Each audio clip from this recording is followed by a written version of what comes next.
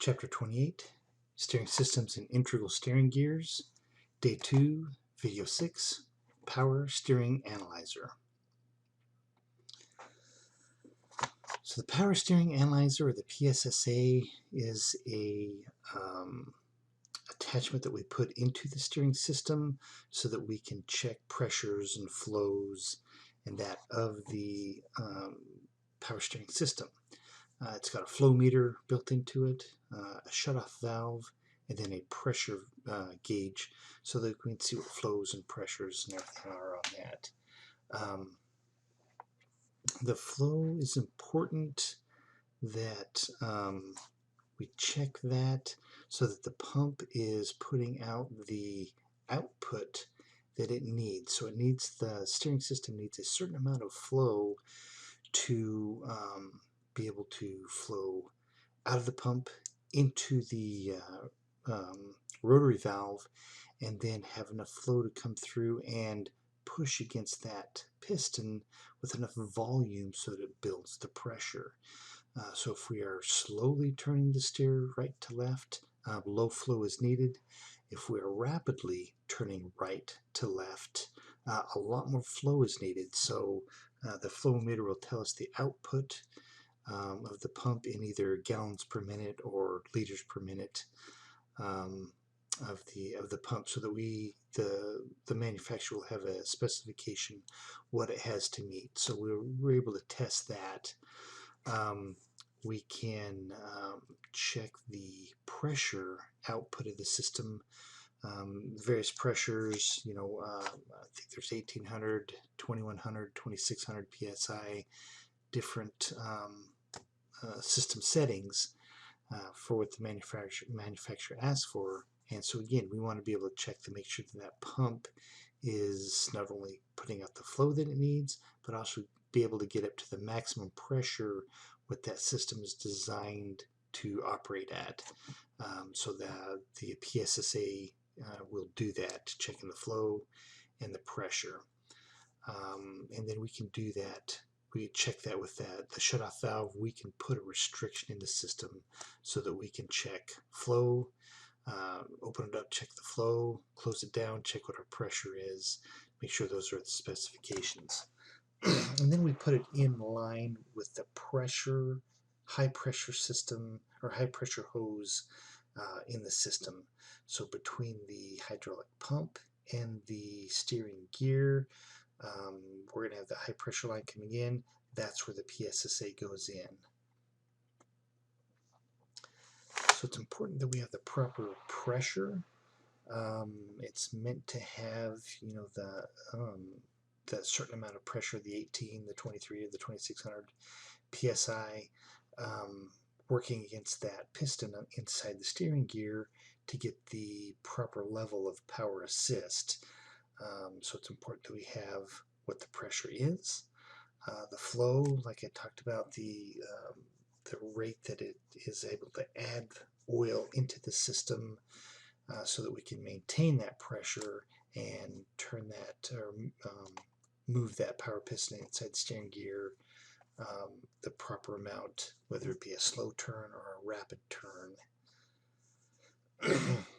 All of these the output pressures, we're testing the pump. We're going to test it at idle with normal back pressure. So we've got our shutoff valve opened up all the way, so there should be no restriction from the PSSA.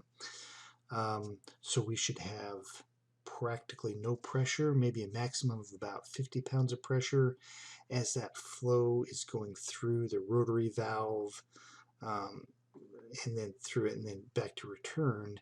We're going to get a little bit of restriction there, so we should see minimum back pressure there. So we'll check it at idle, no back pressure. At idle, under 1,500 pounds of resistance.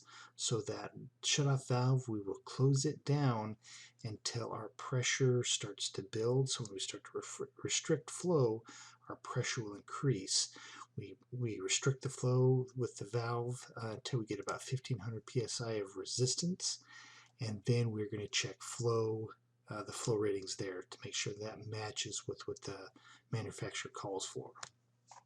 And then we'll do the same 2 tests at full governed RPM. No restriction, so just back pressure only, and then full RPM with a 1500 psi load applied to it. We should have the pump be able to make those pressure and flow outputs under those 2 conditions. So the tests we've done so far, we are only testing the pump. In the previous inspections we did, we checked tires and suspension and the kingpins, and if we found nothing wrong, then we're starting to get into the power steering system that we'll check. We've decided it's not a dry fifth wheel. We've decided the tires are good. Or we found the tires were bad, or the kingpin was bad, and we had to rebuild the kingpins in the steering axle, and that fixed the problem.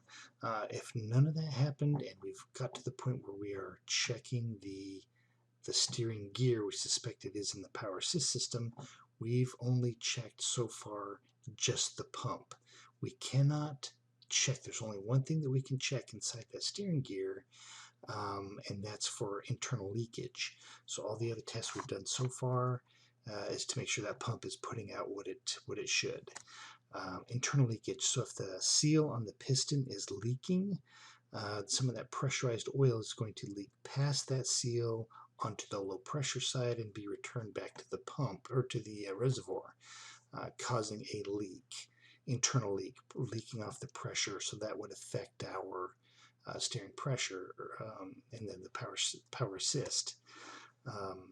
So we do that, and I'll demonstrate this in the demonstrating the lab using the PSSA.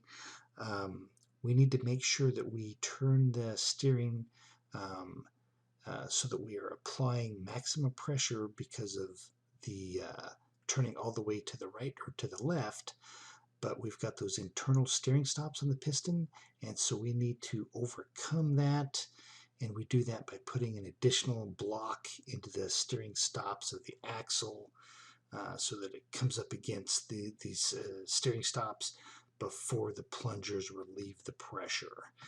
Again, I'll demonstrate that when I'm demonstrating what the lab will be.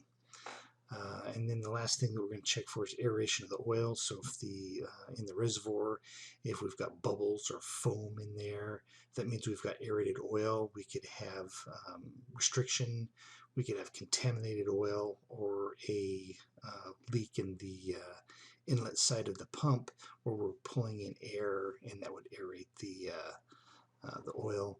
We want clear, cool oil for this power steering system to operate properly.